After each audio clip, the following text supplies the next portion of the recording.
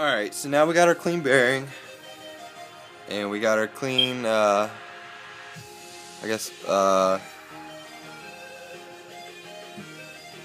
diff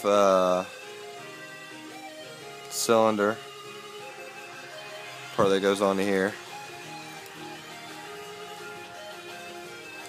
like this. So now we're going to install that. So what you're going to do is hit this with some engine degreaser just to clean all the dirt and stuff off of it. You see it's nice and clean. Slide our bearing over it.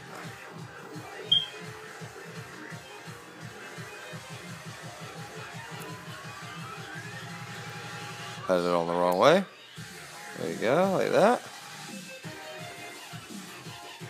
No more dirt, no more play. Then what we're going to do is we're going to slide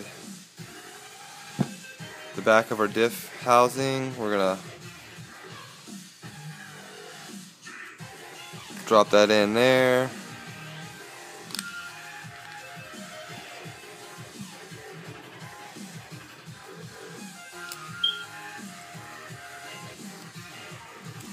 Like that. Make sure it's nice and tight. You see it spins freely, no more binding. And that's what it's going to look like.